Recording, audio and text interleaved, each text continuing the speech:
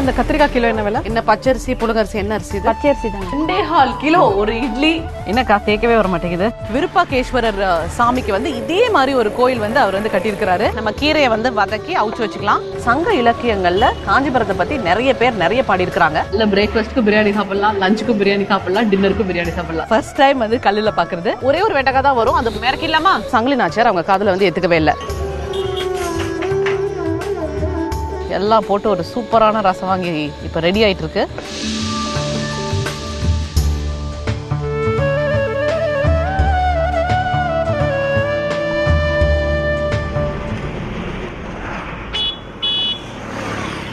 புலிக்கட்ல வந்து 3 நாள் நல்லா சுத்தியாச்சு. நிறைய இன்ட்ரெஸ்டிங்கான ஆக்டிவிட்டிஸ் பண்ணியாச்சு, அட்வென்ச்சரஸான ஆக்டிவிட்டிஸ் பண்ணியாச்சு. போட்ல போயிட்டு கிராப் பிடிச்சு, அது மட்டும் இல்லாம கிராப் ஃபார்முக்கு போய் கருவாடு சமைச்சுன்னு இன்ட்ரெஸ்டிங்கான நிறைய ஆக்டிவிட்டிஸ் முடிச்சாச்சு. இப்போ நான் வந்து என்னோட நெக்ஸ்ட் டெஸ்டினேஷனுக்கு போயிட்டு இருக்கிறேன். இது வந்து ரொம்ப பழமையான ஒரு ஊர். இந்தியாவில் இருக்கிற 7 புனித தலத்துல இதுவும் ஒன்று. அது மட்டும் இல்லாம இங்க இருக்கிறவங்க கால் ஆட்டிக்கிட்டே சாப்பிடுவாங்களாம், ஏன்னா அவங்க பார்க்குற தொழில் அப்படி. அது மட்டும் இல்லாம இது வந்து ஒரு டெம்பிள் சிட்டி அப்படின்னு சொல்லுவாங்க. அறிஞர் அண்ணா பிறந்த ஊரு, அதுவும் பல்லவா டைனாசிட்டியோட தலைநகரம் இதுதான். ஸோ நம்மளோட மோஸ்ட் இம்பார்ட்டன்ட் பிரேக்ஃபாஸ்ட் தமிழ்நாட்டில் என்னன்னு பாத்தீங்கன்னா இட்லி. இந்த ஊர்ல கிட்டத்தட்ட 200 வகையான இட்லி பண்றாங்க. கடைசியா ஒரே ஒரு விஷயம் இந்த ஊரை பத்தி, பட்டு கண்டிப்பா கண்டுபிடிச்சிருப்பீங்க, காஞ்சிபுரம்.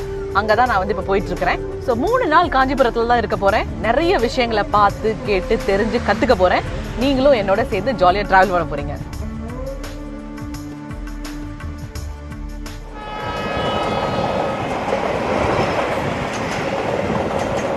காஞ்சிபுரத்துக்குள்ள நுழையணும்னா ரயில்வே கேட் தாண்டி தான் போகணும்.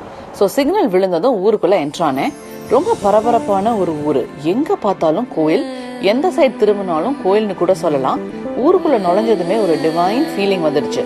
பூக்கடை, பிஸியான மார்க்கெட், குதிரை வண்டி, டூரிஸ்ட், கோயிலுக்கு போக மங்களகரமா வெளியூர்ல இருந்து வந்திருக்கிற மக்கள்னு அவ்வளோ அழகா இருந்துச்சு அந்த காஞ்சிபுரம் மார்னிங். காஞ்சிபுரம் இந்த நகரத்தை பத்தின குறிப்புகள் சங்க இலக்கிய பாடல்கள்ல பல இடங்கள்ல வந்திருக்கு. சுமார் 2500 வருஷத்துக்கு முன்னாடி தொண்டமான் இளந்திரையன் காஞ்சிய ரூல் பண்ணதா பரிபாடல் சொல்லுது. அது மட்டும் இல்ல, 2வது செஞ்சுரியில பதஞ்சலி முனிவர் காஞ்சி பத்தி சொல்லிருக்கிறாரு. மேலும் மணிமேகலை காப்பியத்துல இந்த நகர் பத்தி சொல்லிருக்காங்க. காஞ்சி மரங்கள் அதிகமாக இருப்பதால இந்த ஊருக்கு காஞ்சின்னு பெயர் வந்திருக்கலாம்னு நிறைய பேர் சொல்றாங்க. சோ கச்சின்னு கூட பழைய தமிழ் இலக்கியங்கள்ல இந்த ஊரை அழைக்கிறாங்க. இது கல்விக்கு முக்கியத்துவம் பெற்ற ஒரு ஊரு. அதாவது புத்த, சமண, இந்து சமயங்கள் பல செஞ்சுரிஸா தங்களோட ஐடென்டிட்டிய இங்க அடையாள சின்னங்களா வச்சிருக்காங்க. இவ்ளோ கல்ச்சர் அண்ட் ட்ரெடிஷன் மாறாத இருக்கிற இந்த ஊருக்கு வந்ததுல சூப்பர் டூப்பர் சந்தோஷம் எனக்கு. ஸோ காஞ்சிபுரத்துக்கு வந்ததும் நான் முதல்ல போகணும்னு நினைச்சது கைலாசநாதர் கோயில். ஒரு சின்ன ஸ்ட்ரீட்டுக்குள்ள நுழைஞ்சுதான் அந்த கோயிலுக்கு போகணும். ரொம்ப சாதாரணமான ஒரு மைண்ட் செட்டோட தாங்க முதல்ல போனேன். ஆனா அங்க நான் பார்த்தது அவ்வளோ பெரிய கோயில். அந்த அழகான கால பொழுதுல கோவில் கோபுரம் தங்கம் மாதிரி ஜொலிச்சுட்டு இருந்தது. அந்த பிரம்மப்புல இருந்து நான் மீண்டு வர கொஞ்ச நேரம் ஆச்சு. அப்புறம் தான் மெதுவா கோயிலுக்குள்ள போனேன். ஸோ ஜென்ரலா பாத்தீங்கன்னா தன்னோட லைஃப் டைம்ல ஒரு தடவையாவது கைலாயத்தை பார்க்கணும்னு எல்லாருக்கும் ஆசையா இருக்கும். அந்த ஆசையை நிறைவேற்றதான் இந்த கைலாசநாதர் கோயிலை கட்டியிருக்கிறதா சொல்லிக்கிறாங்க. ராஜசிம்மன்கிற பல்லவ கிங் மாமல்லபுரத்துல கடற்கரை கோயில் கட்டியிருக்கிறாரு. அதே பாணியில இந்த கோயிலை கட்டியிருக்கிறாங்க.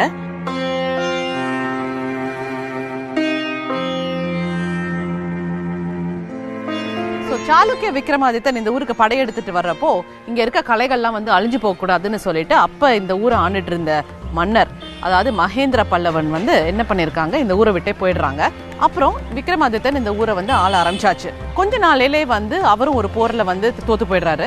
அவர் இந்த ஊரை விட்டு போகும்போது இங்க ஒரு கல்வெட்டு வந்து வச்சுட்டு போறாரு. அது என்னன்னு பாத்தீங்கன்னா, இங்க இருக்க கலை பொக்கிஷங்களை பாதுகாப்பது நம்மளோட எல்லாரோட பொது கடமை அப்படின்னு சொல்லிட்டு ஒரு கல்வெட்டு ஒன்று வச்சிருக்கிறாரு.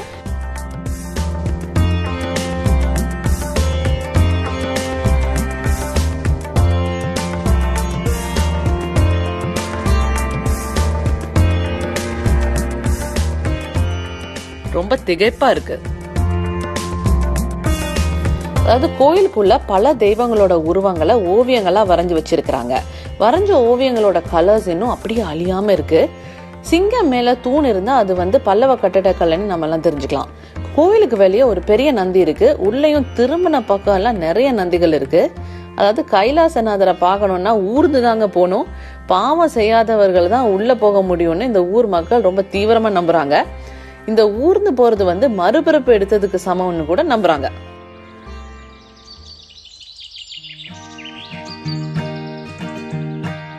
ஸோ காஞ்சிபுரம் வந்த உடனே ஃபர்ஸ்ட் கைலாசநாதர் கோயிலுக்கு போயிட்டு நல்லா சாமி கும்பிட்டு முடிச்சாச்சு. இப்போ வெளியில வந்த உடனே இப்போ ஆடி மாசமா வேற இருக்கு இல்லையா, ஸோ ஒருத்தங்க வந்து எனக்கு கூழ் செஞ்சு தரேன் அப்படின்னு சொல்லியிருக்கிறாங்க. ஸோ நல்லா தெம்பா கூழை குடிச்சிட்டு மற்ற இடம்லாம் சுற்றி பார்க்கலான்னு இருக்கிறேன். வீட்டுக்கு முன்னாடியே ஆன்டிக் ஷாப் இருந்துச்சு. சாமி சிலைகள், பித்தளையில செஞ்ச பாத்திரங்க, வெங்கலத்துல செஞ்ச சின்ன சின்ன ஐட்டம்ஸ்னு நிறைய இருந்துச்சு. இன்ட்ரெஸ்டிங்கான விஷயம் என்னன்னா, நிறைய ஃபாரினர்ஸ் வராங்க கோவிலுக்கு, வந்து சாமியை பார்த்துட்டு இந்த ஐட்டம்ஸ் எல்லாம் வாங்கிட்டு போறாங்க. அதாவது மினியேச்சர் ஆட்டோ, அயன் பாக்ஸ், பூட்டு, சாவின்னு நிறைய ஐட்டம்ஸ் இருந்துச்சு. அடுத்தது கூல் டைம். நான் வந்து லலிதா வீட்டுக்கு தான் போனேன் சூடா கூழ் செஞ்சு குடிக்க. இவங்க விறகு அடுப்புல தான் கூழ் செய்வாங்களாம். அந்த வகையில் செஞ்ச கூழ் ரொம்ப டேஸ்டியா இருக்குமா. ஸோ அதை எதுக்கு விட்டு வைக்கணும் அப்படின்னு கூழ் செய்ய தயாராயிட்டோம். ஸோ இந்த கேப்ப கூழுக்கு ஃபர்ஸ்ட் தண்ணியை கொதிக்க வைக்கணும். அதுல அரிசியை சேர்த்து நல்லா வேக விடணும். கொள்ளம் அரிசி என்ன, பச்சரிசி, புழுங்கரிசி, என்ன அரிசி? பச்சரிசி தாங்க. ஓகே. இன்னும் ஒரு 1/2 hour ஆகும் இது வேகிறதுக்கு. அரிசி வந்த உடனே மாவு ஊற்றி தொழுவிட்டோமா கூழ் ரெடி ஆயிடும். அப்புறம் கேப்ப மாவை தண்ணீர்ல கலந்து கட்டி இல்லாம வச்சுக்கணும். இந்த மாவு வந்து நைட்டே புளிக்கணுங்க, புளிச்சாதான் வந்து கூழுக்கு நல்லா இருக்கும். இது நான் நேற்று நைட்டே வந்து ஊற வச்சு வச்சிருக்கேன். இந்த மாவு அதை நல்லா வெந்ததும் ஊற வச்ச கேப்ப மாவு தண்ணியை கலந்து விடணும். இந்த ப்ராசஸ்க்கு தொலிய விடுறதுன்னு சொல்றாங்க. ஸோ கேப்ப மாவை நல்லா தொலிய விட்டு கூழ் ஒரு 1/2 மணி நேரம் நல்லா வேகிற வரைக்கும் வெயிட் பண்ணணும். இந்த கூழை ஓவர் நைட் வச்சு குடிச்சா ரொம்ப டேஸ்டியா இருக்கும். ஸோ உங்களுக்கு சொந்த ஊர் எது? காஞ்சிபுரம் தானா? என்னோட அம்மா வீடு செக்காங்குளம், நாங்கள் இங்கே மாமியார் வீட்டுக்கு காஞ்சிபுரம். ஸோ கூழ் நல்லா பொங்கி வந்ததும் அதை வந்து இறக்கிடலாம். ஸோ இப்போவே கூழை சூடாக நான் வந்து குடிக்கிறதுனால எனக்கு சர்க்கரை போட்டு கொடுத்தாங்க.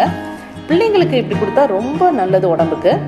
இதை வந்து தயிர், மோர் மிளகா, சுண்டக்காய் வத்தல், கீரை, கருவாட்டு குழம்போட வச்சு சாப்பிடலாம். ரொம்ப ஆப்டான சைட் டிஷ். ஸோ காலையில் எனக்கு வந்து இப்போ எனர்ஜி ட்ரிங்க்கு.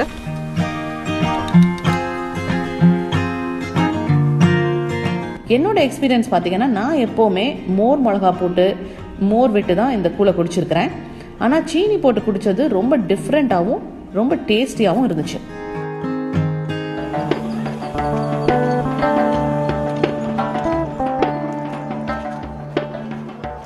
ஸோ கோயிலை சுற்றி பார்க்கலான்னு வந்தேன். ஆனால் பார்த்தா இங்கே வந்து நிறைய அப்பளப்பூலாம் காய வச்சிருக்கிறாங்க. ஸோ ரொம்ப இன்ட்ரெஸ்டிங்காக இருக்குது. ஸோ என்ன பண்ணுறாங்கன்னு கேட்போம்.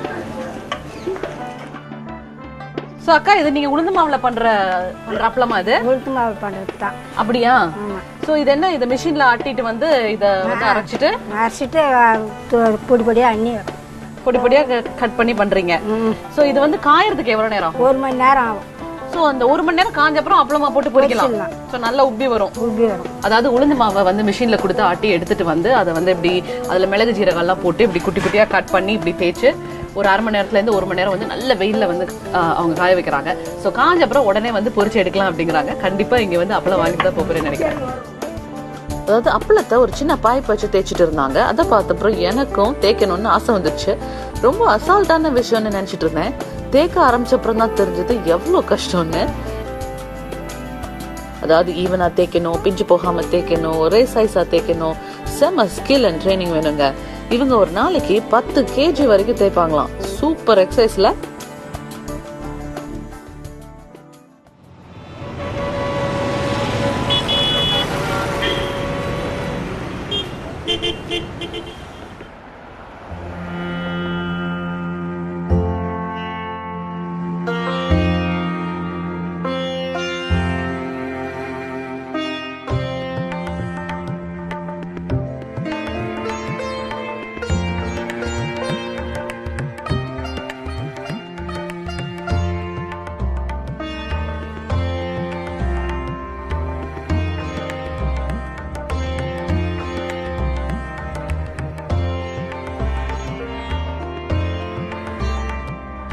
ஸோ கோயிலுக்குள்ள நுழைஞ்ச உடனேயே நான் பார்க்கறது வந்து இந்த 100 கால் மண்டபம். ஃபுல்லா கல்லே வந்து செஞ்சிருக்கிறாங்க.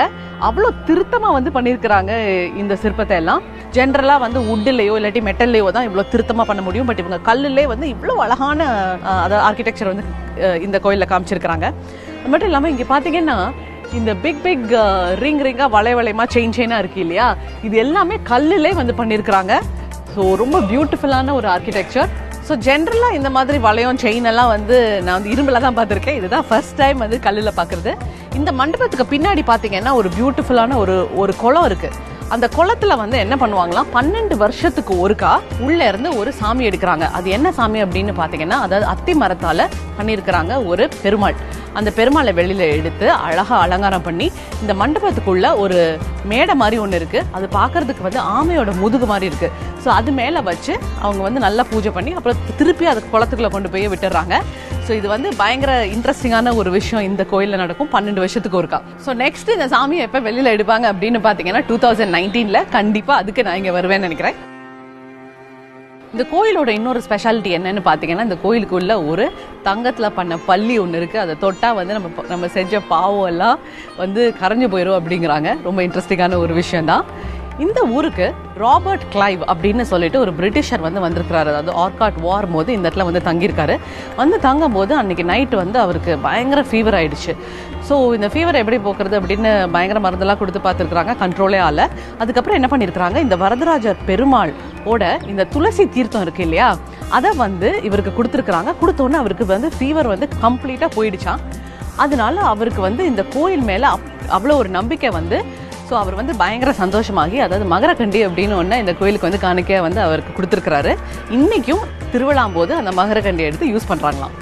அதாவது ஒவ்வொரு தூணுலையும் அவ்வளவு வேலைப்பாடு இருக்குங்க. இது மாதிரி 100 தூண் வந்து உள்ளே இருக்குது. அப்போ நினச்சி பாருங்க இது எவ்வளோ அழகாக இருக்கும்னு.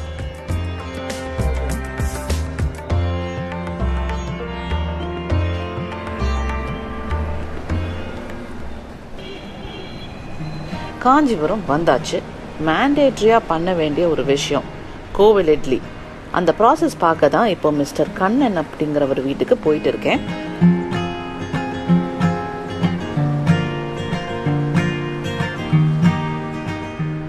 அங்கே போன அப்புறம் இட்லி தட்டை தேடிட்டு இருந்தேன். ஆனால் அது அங்கே கிடைக்கவே இல்லை.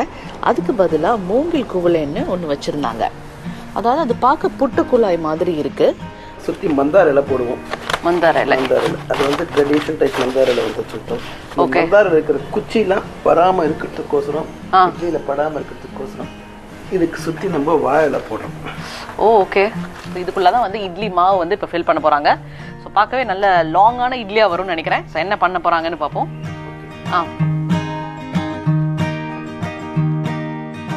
இட்லி மாவுல வந்து என்னென்னமோலாம் போட்டிருக்கிறீங்களே, என்னது? இட்லி மாவு முதல்ல நம்ம பச்சரிசி, உளுத்தம் பருப்பு. பச்சரிசி தான், புழுங்கரிசி இல்லை. பச்சரிசி, உளுத்தம் பருப்பு ரெண்டையும் போட்டு ஒரு 2.5 மணி நேரம் 3 மணி நேரம் ஊற வச்சு. ஓகே. ஸோ என்ன ரேஷியோ பச்சரிசி டு புழுங்க இது உளுந்து? இட்லிக்கு உண்டான ரேஷியோ சொல்லலாமா? சொல்லுங்க. 450 பச்சரிசி, ஓகே, 275 கிராம் உளுத்தம் பருப்பு. ஓ ஓகே. தேவையான அளவு வெந்தயம் 5 கிராம் போட்டுக்கலாம். சரி. அது ஒரு இட்லிக்கு உண்டான. இட்லியில வந்து 15 கிராம் மிளகு, ஓகே, 15 கிராம் சீரகம், 15 கிராம் சுக்குத்தூள், ஓ, 125 ml refined oils, okay, and கருவேப்பிலை, தேவையான உப்பு. சூப்பர். உப்பு கலந்துனா ஒரு இட்லிக்கு உண்டானது ரெடி ஆயிடும். சூப்பர். ஓகே. இப்போ நம்ம ஒரு இட்லிக்கு உண்டான மாவை இப்போ குடலையில குத்துறோம். ஓகே. குடலையில குத்துறதுன்னு சொல்றது அதுக்கு பேரு சொன்னாங்க, குத்துறதுன்னு சொன்னாங்க. ஓகே. அந்த ஏரியா போட்டு. ஓகே. அவரோட வைஃப் தான் மாவை ஃபில் பண்ணாங்க. நல்லா ஒரு 5-6 பேர் சாப்பிடலாம் போறேன். இந்த 6 பேர் போதுன்ற அளவுக்கு சாப்பிடலாம். ஓகே. அதாவது டின்னரோ பிரேக்ஃபாஸ்டோ எடுத்துக்கிட்டீங்கன்னா ஒரு இட்லி மட்டும் போதும். இது ஃபினிஷ்ட் ஆயிடும். ஃபில் பண்ண மூங்கில் குவளையை வெளியில எடுத்துட்டு போய் லேசா தட்டுறாரு. இதனால ஏர் பிளாக் இல்லாம மாவு கரெக்டா செட் ஆகுது. இட்லி மாவு ஊத்தி இப்ப உள்ள வைக்க போறோம். இந்த ஃபில் பண்ண மூங்கில் குவளைகளை இட்லி பானையில வச்சு மூடி ஆவி வந்தப்புறம் 2 மணி நேரம் குக் பண்றாங்க. இந்த மாதிரி நான் இட்லி ஊத்துனதே இல்லைங்க. சூப்பரா இருக்கு, டிஃப்ரெண்டாவும் இருக்கு.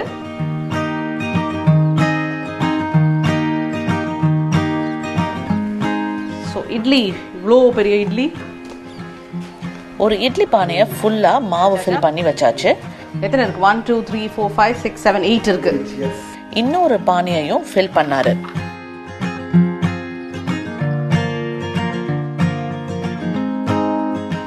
இந்த பானையை வாழை இலை போட்டு மூடி வச்சாரு. இந்த இலை ஸ்டீம் வெளியில போகாத அளவுக்கு தடுத்து இட்லி வேக ஹெல்ப் பண்ணுச்சு. இந்த இட்லி பானைக்கு மூங்கில் குவளை இட்லி பானைன்னு இன்னொரு பேரும் இருக்கு. இது ஸ்பெஷலா ஆர்டர் பண்ணி வாங்கியிருக்கீங்க. கிட்டத்தட்ட 13 லிட்டர் தண்ணீர் பிடிக்குது இதுக்குள்ள.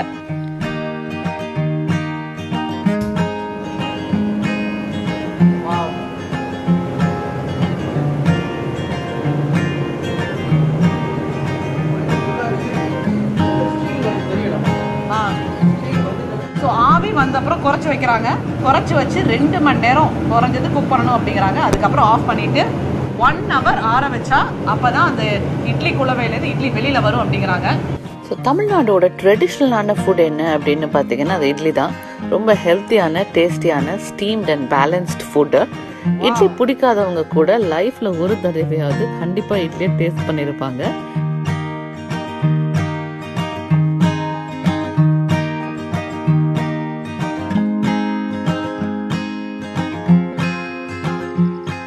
இட்லி வெந்துருச்சான்னு பார்க்க ஒரு குச்சி வச்சு குத்தி பார்க்கறாங்க. மாவு ஒட்டாம வெளியில வந்துச்சுன்னா இட்லி வெந்துருச்சுன்னு அர்த்தம். இட்லி வந்து வெளியில வரப்போகுது. நைஸ். பிடிக்கலாம்.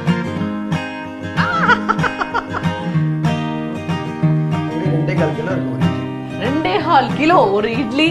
இங்க இருக்க கோவில்கள்ல எல்லாம் இந்த கோவில் இட்லியை தான் பிரசாதமா தர்றாங்க.